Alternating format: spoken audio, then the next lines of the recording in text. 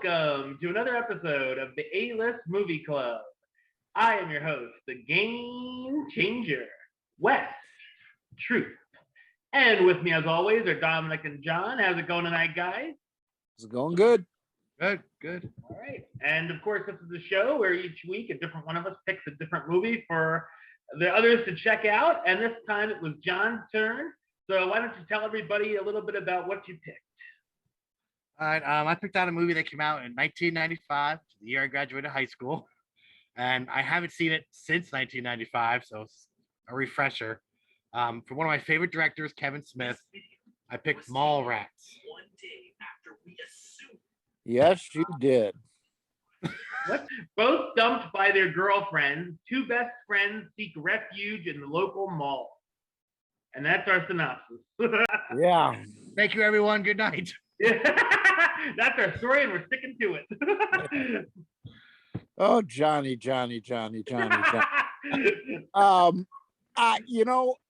It started off, and it was I laughed. I did. I thought some of it was really, really funny. It just died out for me, man. It really did. I think it got way too silly.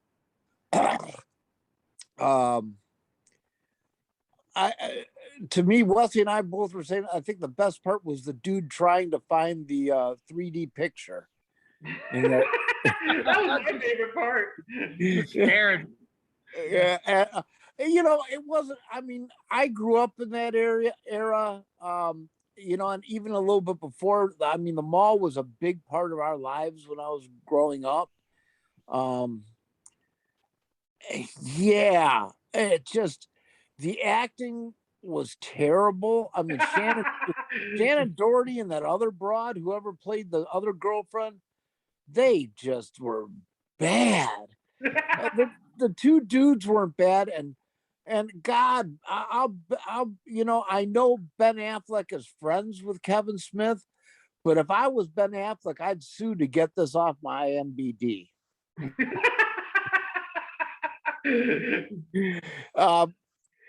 No, John, I don't think I'm not going to rate this as low as you think I'm going to rate it by talking about it, because there were some pretty funny parts. I don't know. It just, I think it could have been done, and Kevin Smith's a bright guy and stuff like this. I know this is 25 years ago or so, 26 years ago, but I think now if he made this movie, if he was older and more seasoned, I think this could have been a really, really good, funny movie. But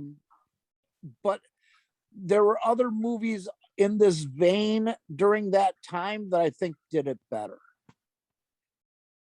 Yeah, I can see that. When this movie came out, like I said, I was graduating high school, so I was 16 or 17. Right. And I looked at it differently than I do now. I remember really liking it and laughing my ass off. But I was hanging out at the mall at that age, so I guess it made more sense to me. Now that I'm older, it's over the top, ridiculous, like stuff they do. Like no one would ever do that. When he tries to swing, I dressed like Batman, swing across the mall, like into the dressing room. Yeah. I didn't take it all that seriously. I figured it was just supposed to be silly and dumb, and right. It's his second movie. It's like Kevin Smith and his buddies made a movie kind of thing. Yeah. Like you tell, he just went to the mall and sort of shot it guerrilla style, kind of. I guess I don't know that for sure, but that's how it looked like to me. Like no money, they just sort of did it. Yeah, Ben Affleck is. Yeah, this is definitely before he was Ben Affleck. Why does it look like he was in like a suit that was 2 sizes too big? That's how it was in the 90s, Wes. He looks like he shrunk. look at MC Hammer's. That's true. Pants. Yeah. The sizes back then, you wore really, really big clothes. All the suits had fucking shoulder pads in them that went way out. Look at like even even David Byrne of the Talking Heads, when he was doing like some of those videos, music videos and shit. Yeah, it was like that back then. Okay. But yeah, yeah, that's all I got, man. Yeah, it's a typical 90s sort of teenage slacker movie. Yeah. Got all the stereotypes like the stoner and the dumb kid and the slutty girl. Yeah. Although in this case, the slutty girl is a 15-year-old. I don't know. That was weird. How that works, but yeah. Yeah, it's like, man, I don't know if that would fly in a movie today. Oh, it wouldn't. Especially when she's like, oh, I had sex with a 26-year-old or whatever. We're like, oh my gosh. Like, yeah. Stan Lee was the best part, I thought. Yeah, Stan Lee was good. I agree. And he's not even an actor. Like, he was the best one. Yeah. I mean, for what it was, I didn't expect it to be the Godfather. Yeah, no, and I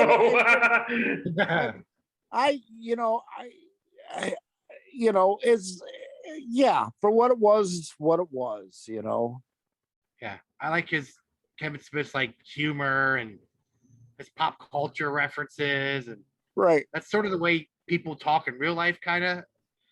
So, yeah, for what it was. What do you think? But I would like to. Now I don't know if I'd like to see Jay and Silent Bob or not. Because I would see Clerks before that. Yeah. Oh yeah. All right, Wesley. All right. Yeah. Kevin Smith movies are very up and down for me. I haven't honestly seen a whole lot. Like, the only one that I liked was Clerks. And then other than that, all I've seen before this was Tusk and Cop Out. So it's like, okay. I didn't really know what to expect. Yeah. You saw Dogma or Chasing Amy? Clerks 2? I have them all, but I just never watched them. Wow. So, yeah. I heard Dogma was a very good movie. It is. So, like Dominic said, I thought it started out pretty funny, and then it kind of gets to be like hit and miss.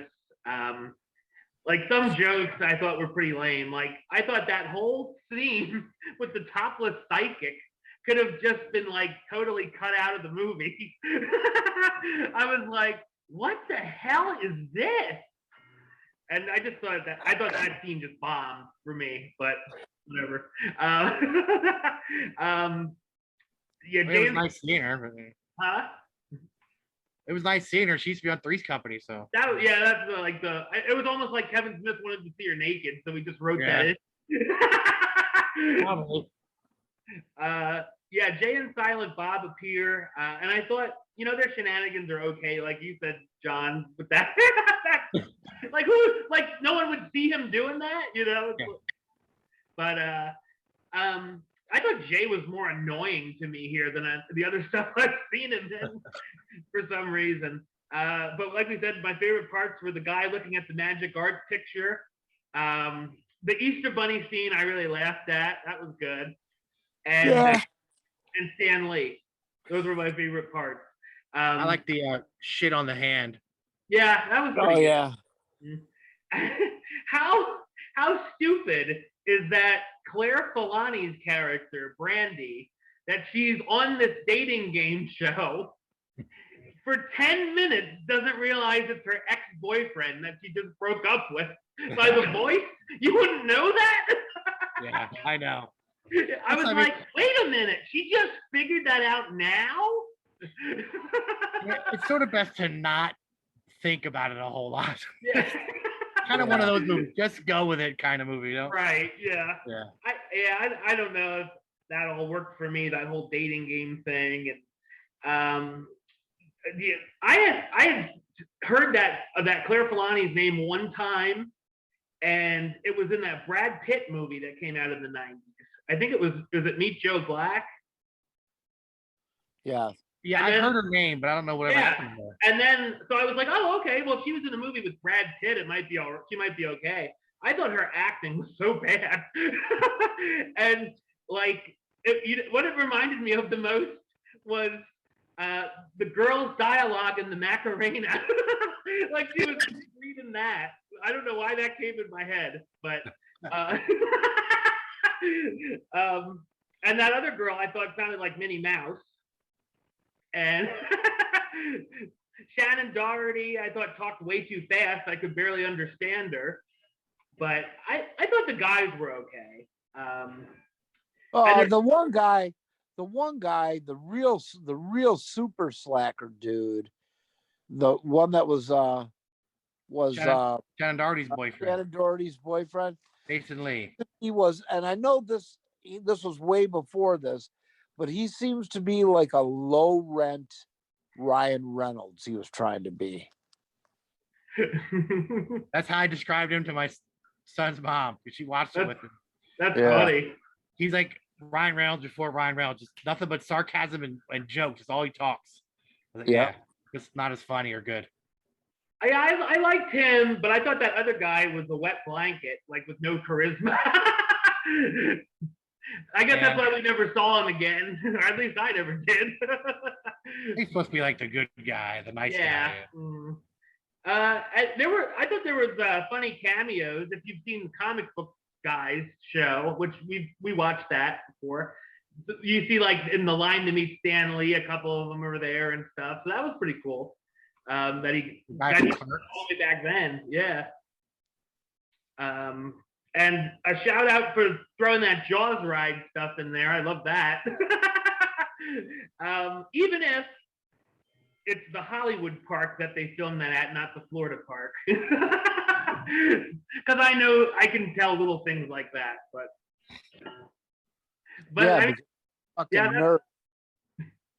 that's all I got. All right, John, you got any trivia? I'm afraid to ask. Oh, there's a bunch. When they go down to the basement of Brody's parents' house, I guess, where all those white boxes in the back are full of comics, all those comics. Yeah. Mm-hmm. That's Kevin Smith's personal collection. Nice. Wow, nice, yeah. He sold his first collection to fund Clerks. So that was what he was able to like buy back. Oh, wow. The studio wanted to replace Jason Mewes, who played Jay, with Seth Green. But Kevin Smith insisted that it had to be him to match Clerks. It wouldn't make sense to sort of replace him. Michael Rooker's character was not supposed to be bald. He tried dyeing his hair a different color, and it didn't work. So they just shaved him bald. Really? The shirt that Brody wears the whole time, I couldn't figure out what it was supposed to be. It's all the actors that auditioned for the role of Brody morphed together. How weird. Yeah, that's odd. While filming exteriors of the mall, production assistants would stick New Jersey license plates on top of the Minnesota license plates, and they occasionally forgot to remove them, so people were driving around Minnesota with these New Jersey plates on. Oh my God. You said about Jaws. Kevin Smith puts a Jaws reference in every one of his movies. Oh, really? Jaws is his all-time favorite movie. So that makes sense. Yeah. Like TS's last name is Quint. Yeah, and Brody. Brody. Brody. And Brody's last name is Bruce, which was the shark's name. Shark. Yeah. Oh my God. Let's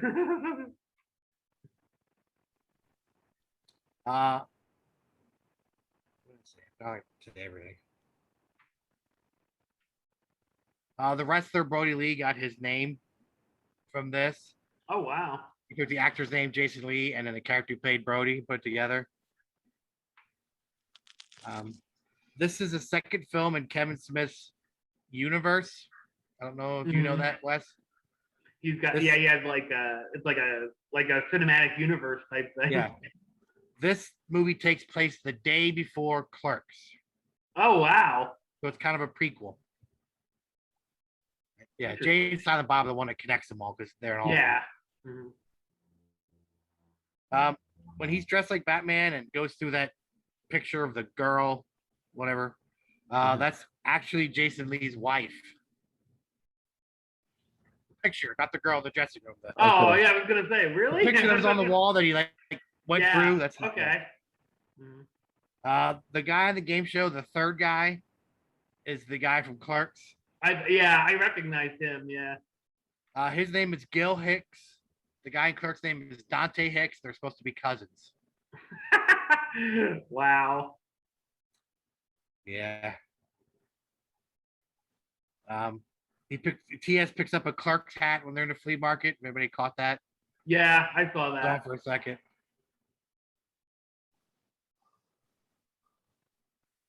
The studio wanted Mike Myers, Adam Sandler, or Chris Farley to play Brody. Oh, and that would have been very different. Ethan Hawke for TS. Wow. How it could have been. Wow. Yeah. Third Stan Lee scene where he looks around a lot. He's reading cue cards because he couldn't remember his lines because he's not an actor. So he was, reading.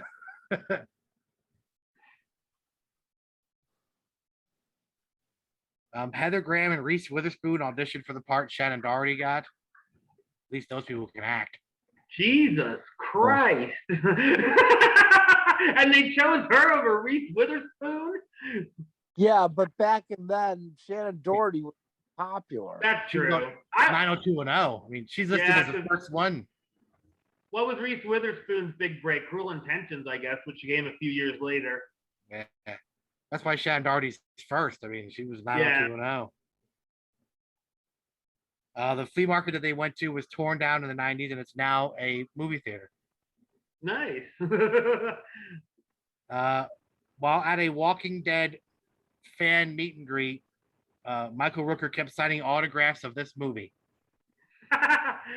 And fans brought him bags of chocolate-covered pretzels. That's funny. Yeah. John Landis was supposed to make a cameo as an irate customer, but it was cut. All right, so let's rate this pig. Ah! Sorry, Dom, that's your line.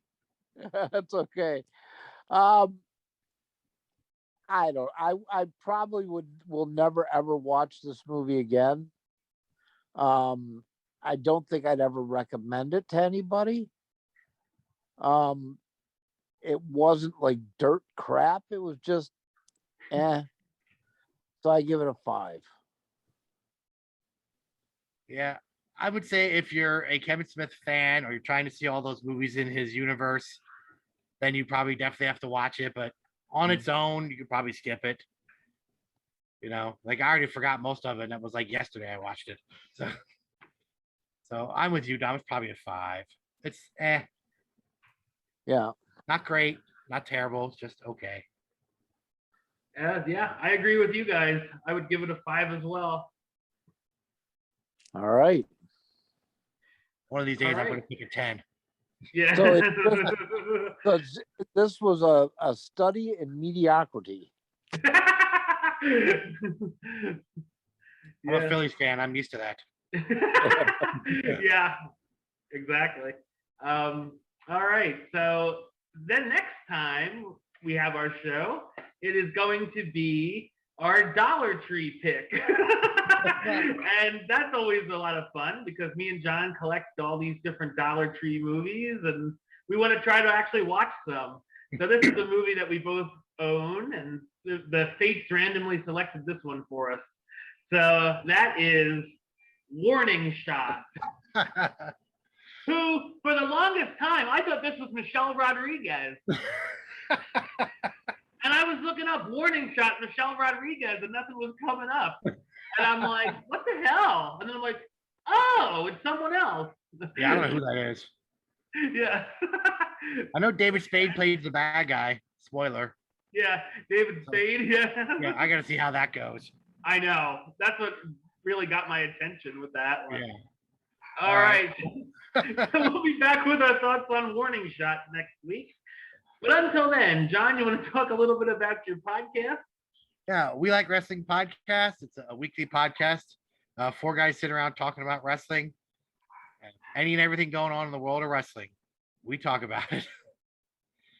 Current events, pay-per-view reviews, tournaments, news, anything. We're on Spotify, iTunes, wherever you find podcasts. We're on Facebook, Twitter, and Instagram. We Like Wrestling Podcast. All right. And of course, for me, you can subscribe right here on YouTube, youtube.com/Westside of 515. Like the show on Facebook, facebook.com/WestTruthAlist.